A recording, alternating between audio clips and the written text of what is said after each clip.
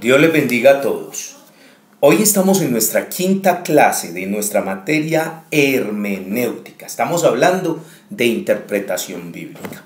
Ya saben que para ser un buen intérprete tenemos que ubicar los contextos. Ya saben que para ser un buen intérprete tenemos que tener una relación seria, objetiva, tanto con el autor de la escritura como con el texto y el contexto mismo. Vamos a tener una palabra de oración, vamos a pedirle al Señor que nos abra nuestro entendimiento y que nosotros podamos comprender muy bien todo lo que vamos a aprender en el día de hoy. Señor Jesús, te damos gracias por esta nueva oportunidad, Señor, de estudiar, de aprender. Permite, Señor, que nuestro sistema de aprendizaje tenga éxito en todos nuestros estudiantes, Señor, y que podamos nosotros tenerte a ti sobre todas las cosas y podamos comprender y aplicar todas las cosas que tienes. En el nombre de Jesús. Amén. Amén. Vamos a empezar hablando de pasajes paralelos. Muchas veces nos preguntamos, ¿por qué algunos de los libros de la Biblia dicen las mismas cosas acerca de Jesús? Es más, muchos hemos notado que en la Biblia se repiten algunas veces ciertos milagros, ciertos acontecimientos. Entendemos que hay evangelios, hay cartas paulinas, hay todas las escrituras, pero la Biblia siempre es armónica. Y por eso tenemos que empezar a indagar en qué lugar de la historia se desarrolló un hecho y muchas veces si será el mismo hecho o no, aunque parezca idéntico. Y es por esto que muchos lugares donde la historia se desarrolla no son los mismos, aunque los casos narrados son lo suficientemente parecidos para que uno pueda decir o tener la seguridad de que la historia es la misma, porque muchas veces es que hay dos historias distintas. Una vez que el Señor sanó un ciego, otra que sanó dos ciegos, y a pesar de que la historia es exacta. Pero en todo esto, en la mayor parte de los casos, las variantes de la historia arrojan una luz adicional sobre el evento mismo. Ayudan al lector a comprender más completamente o más de una manera más amplia lo que sucedió. Los pasajes que se refieren al mismo asunto se llaman pasajes paralelos. Esta expresión se usa también para aquellas partes de la Biblia que se tratan las mismas leyes, las mismas doctrinas, las mismas profecías, usando el lenguaje igual o un lenguaje similar. En el estudio de cualquier parte de la Biblia que usted encuentra que hay otra similar, es necesario examinar ambos pasajes o todos los pasajes. ¿Por qué? Porque esto definitivamente nos regala la enseñanza completa. Cualquier interpretación que se utiliza solamente tomando una de estas partes es inadecuada. Es más, y en algunos casos se comete hasta un serio error por no leer los pasajes paralelos. O sea que la recomendación siempre es leer absolutamente todos los pasajes paralelos para poder tener un concepto claro. Hay tres pasajes muy importantes que tratan de la divinidad, de la deidad de Jesucristo. Colosenses capítulo 1, versículo 15 al 19.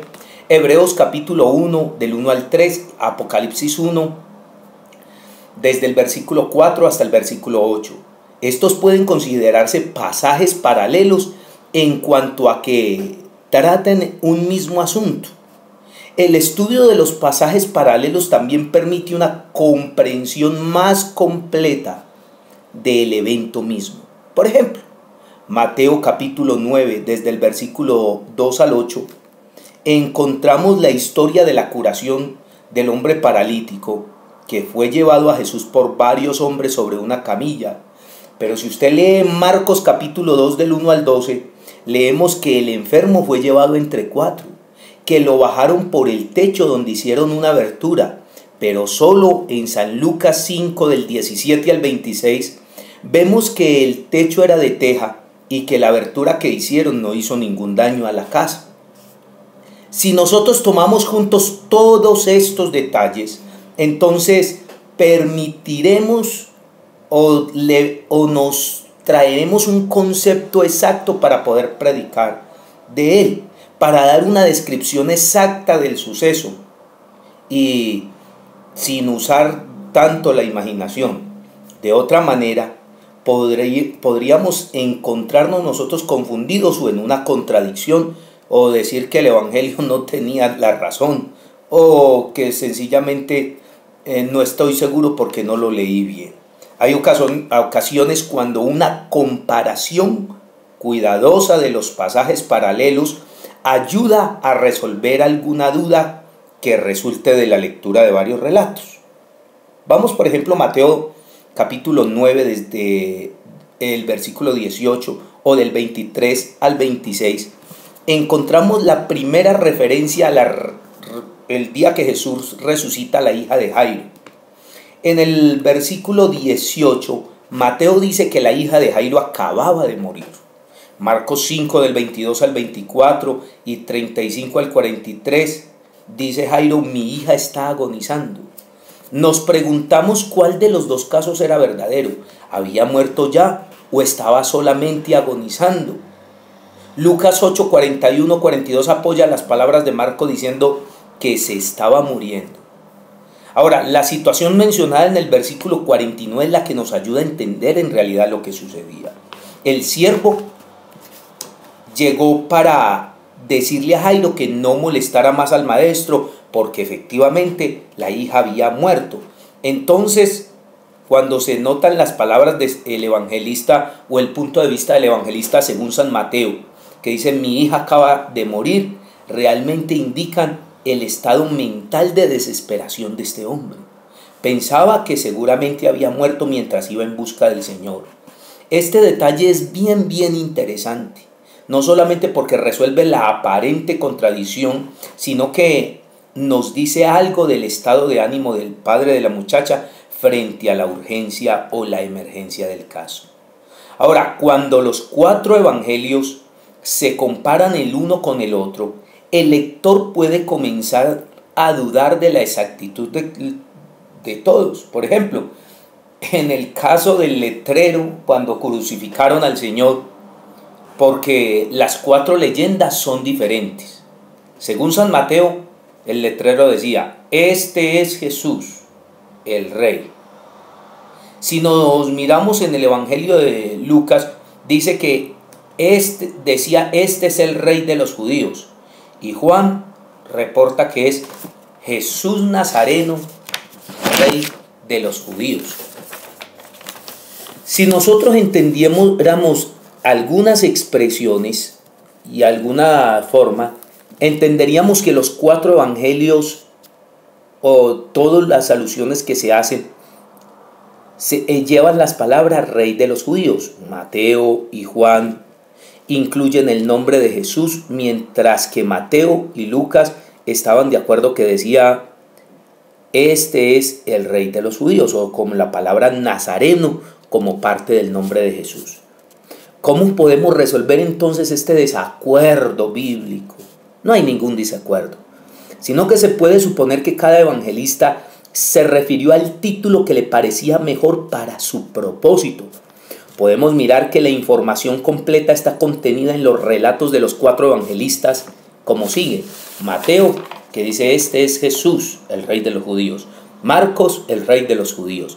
Lucas: este es el Rey de los judíos. Y Juan: Jesús Nazareno, Rey de los judíos. Total, que este es Jesús Nazareno, el Rey de los judíos. De alguna manera no hay contradicción alguna. Todos afirman que lo que estaba allí era que este es Jesús Nazareno, el Rey de los judíos, en una lengua u otra. Así decía de todas maneras el título. Cada evangelista nos ha dado solo una parte de la información, y así encontramos una de las varias respuestas a la pregunta: ¿por qué tenemos 4 versiones del evangelio? Ya que los testimonios humanos son incompletos por lo general, necesitamos los 4 para tener la historia completa sobre los acontecimientos. El estudio de los libros de Samuel, de Reyes, de Crónicas, nos ayuda a entender los pasajes que relatan historias iniguales. Esdras y Nehemías nos relatan los mismos eventos, pero contienen detalles que proporcionan un comentario útil sobre los del otro libro. Lo mismo pasa en los libros de los Hechos, en las epístolas. Algunos salmos deben estudiarse en conexión con eventos históricos asociados a su composición. Y a veces esto es mencionado a la introducción que aparece al principio del salmo como tal. Sin embargo, no todos dicen en qué ocasión el salmo fue escrito.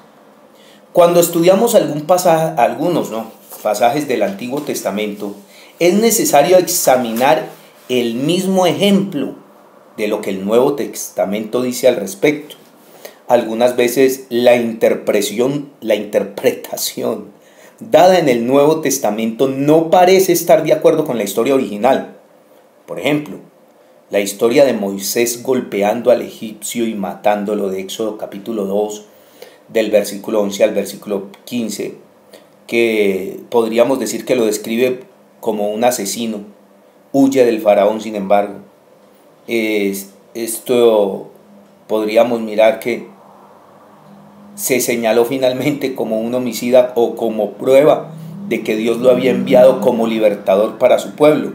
Sin duda, estos dos aspectos de la historia no afectan nuestra interpretación de la realidad.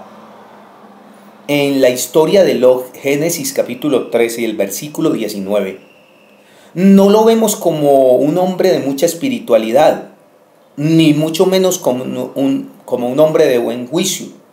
Pero el apóstol Pedro en 2 de Pedro capítulo 2 versículo 7 lo llamó el justo Lot y afirmaba que estaba abrumado por la conducta de los malvados. Y si miramos los dos pasajes nos presentan aspectos diferentes del individuo. Por tanto, nuestra interpretación debe tomar en tanto del uno como del otro. Con frecuencia algunas interpretaciones están basadas en cierto detalle que no aparece en todos los pasajes paralelos y que no debe señalarse con el énfasis acostumbrado. En Mateo capítulo 24 y el versículo 32 se habla de la higuera, que siempre se interpreta como en la simbología de Israel, por lo de Isaías capítulo 5. Según explican, cuando la higuera se enternece, es decir, cuando Israel comienza a inclinarse hacia la fe en Cristo, entonces la venida de Cristo está cerca. Pero si comparamos este texto con Lucas capítulo 21 y el versículo 29, veremos que el Señor no habló de la higuera como símbolo de Israel, sino como uno de los árboles más comunes de la región. La higuera representaba a todos los árboles como tal. Esto lo sabemos por las palabras de Jesús, según el Evangelio según San Lucas, dice la higuera y todos los árboles. La lección en el supuesto simbolismo de la higuera no está allí como tal, sino en el acto de enternecerse y de brotar las hojas.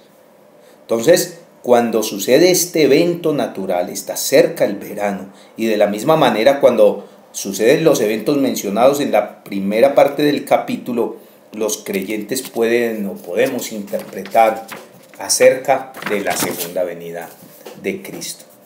Los libros proféticos por esto deben estudiarse juntos, en cuanto hablen del mismo periodo del futuro o de la misma historia. Uno de ellos puede ser el mejor comentario sobre el otro. Por ejemplo, la profecía de Daniel capítulo 7, desde el versículo 2 hasta el versículo 8, se puede estudiar y se le puede sacar mucho provecho junto con Apocalipsis capítulo 13, versículo 1 y versículo 2. Y así sucesivamente, cuando usted encuentre un pasaje paralelo o cuando usted estudie para predicar sobre cualquier escritura como tal, mire qué pasajes paralelos se encuentran para que así tengamos un concepto ya más aterrizado. Muy bien, vamos al siguiente caso. y es, vamos al mensaje de la Biblia entera. Cuando uno entiende que Dios es grande, que Dios hace maravillas, que Dios tiene cosas tremendas para mostrarle al individuo, nosotros podríamos mirar cuántas situaciones ocurren dentro de la Escritura que tienen que ver con todo el propósito mismo de lo que Dios transmite a través de su Escritura. ¿Por qué? Porque definitivamente, si uno se va a una parte de la Escritura sin entender todo el contexto como tal, muchas veces saca lo suyo propio. Esto va, por ejemplo, cuando se dice, cuando se habla con referencia en adorar imágenes. Y hay algunos que toman Génesis 47:31 y que habla de la muerte de Jacob y nos muestra para lo que es la adoración a los muertos, o lo que es hablar con los muertos, o nos muestra que la divina de Endor hizo subir el espíritu de Samuel, entonces que por eso es posible hablar con los muertos. Pero entonces, si se saca el texto del contexto, les dije en clases pasadas, se vuelve su propio pretexto. Nosotros los cristianos aceptamos las Escrituras como un todo absoluto y aceptamos lo que la Biblia dice. Y es más, nunca un texto está solo, siempre tiene otro que lo afirma. Y por esto tenemos que conocer todos los contextos escriturales acerca del tema que vamos a hablar, para poder nosotros entender cuál es el propósito de Dios para con cada uno de nosotros. Cada parte de la Biblia está en completa armonía con el resto de la Biblia, siempre y cuando usted la esté interpretando correctamente. Hay una completa uniformidad. Este punto de vista no es una forma maliciosa de evitar aparentes contradicciones o dificultades, no. Tampoco es evidencia de tener la mente cerrada, no. Más bien, es la convicción de que los lectores de la Biblia no deben abandonar apresuradamente lo que hemos creído a través de la historia, porque hemos venido entendiendo la Biblia en todo su contexto. Cuando existen algunos problemas genuinos, cuando de verdad usted piense que está en un problema de interpretación, lo primero que debe hacer el lector es exigir de sí mismo un estudio imparcial del caso, antes de afirmar que algún texto es difícil y que se equivoca. Hay numerosos ejemplos de la necesidad de examinar la enseñanza de la Biblia entera. Por ejemplo, el Salmo capítulo 51 y el versículo 5, que dice: he aquí que en maldad he sido formado, y en pecado me concibió mi madre.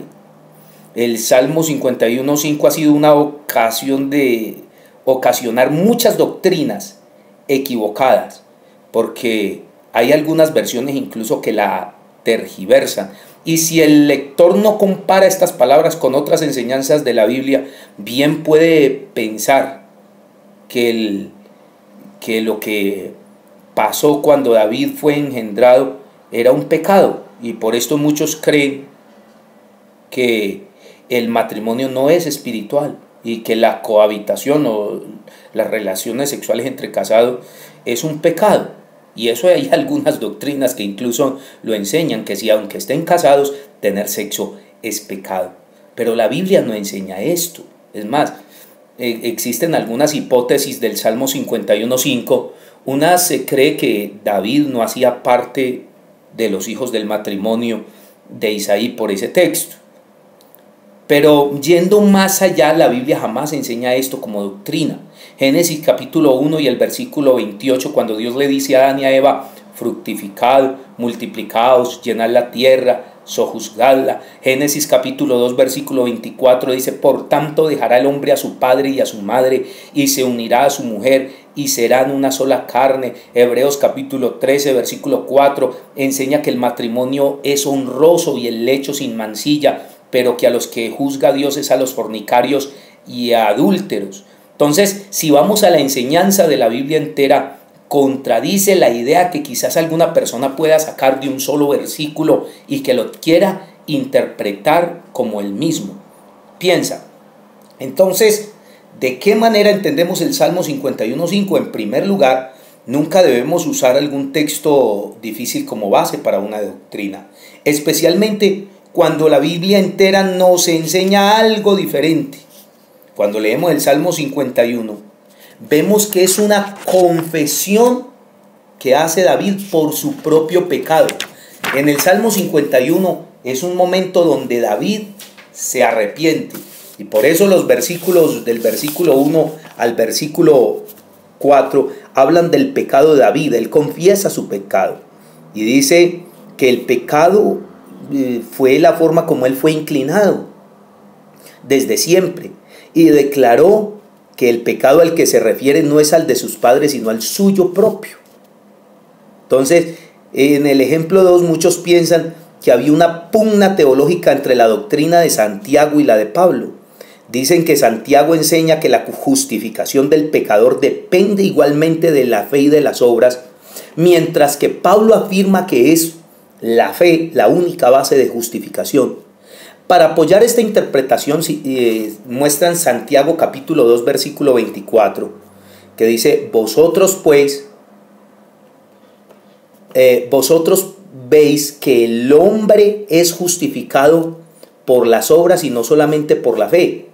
Y aquí no hay ninguna contradicción. Santiago dice que la fe sola está muerta.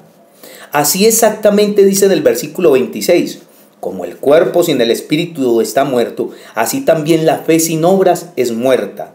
La fe en que Santiago insiste, la fe como la de Abraham, la del versículo 23, y la de Rahab, que es aquella que le mueve a uno a hacer lo correcto y lo justo. No podemos decir que la fe más las obras justifican al individuo, sino que la fe produce buenas obras, y es la fe la que justifica.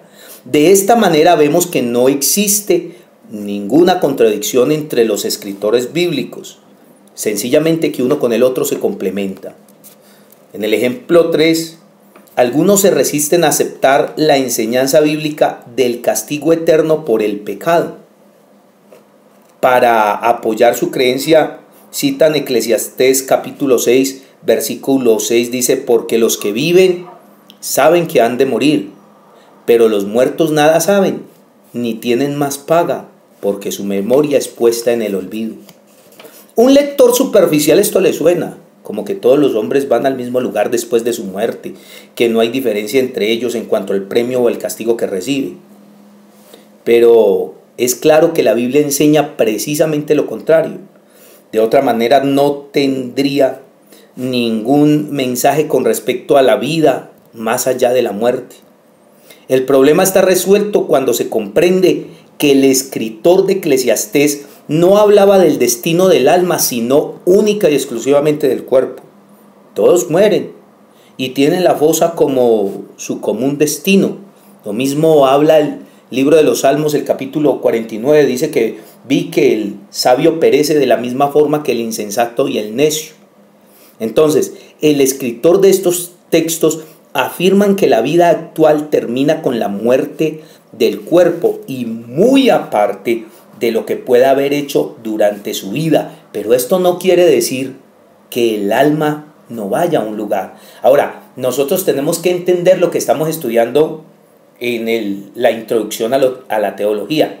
Y es que hay una revelación progresiva. Es decir, no desde el tiempo antiguo se conocía, por ejemplo, del diablo.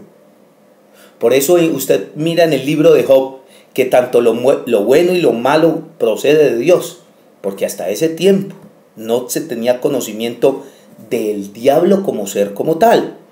Entonces, por esto nosotros tenemos que entender y que ir a la Biblia en todo su conjunto. En el ejemplo, el ejemplo número 4, cuando leemos textos como los de 1 de Timoteo 4:16, cuando dice: porque haciendo esto te salvarás a ti mismo y a los que te oyeren. Y Santiago capítulo 5 versículo 20 dice: El que haga volver al pecador del error de su camino, salvará de muerte un alma. El lector puede pensar que la salvación depende de las obras humanas, pero lo que tenemos que entender es que la Biblia está aplicando allí, porque tal idea contradice a la enseñanza de la Biblia, especialmente la del Nuevo Testamento. Estos textos solamente toman en cuenta que al hombre le toca una parte lícita en la obra de la salvación de Dios. Entonces, por esto tenemos que entender la Biblia como todo un conjunto. Por eso es que la Biblia es tan especial, que en la Biblia escribieron desde los más grandes filósofos, sabios, hasta el más humilde pescador. Entonces, todo esto tenemos que aprenderlo, entenderlo y aplicarlo. Sí, señores, hemos llegado al final de esta clase de hermenéutica. Espero que la podamos observar, analizar y que nos peguemos por favor de la plataforma y de algunas tareitas. Bendiciones para todos y un abrazo.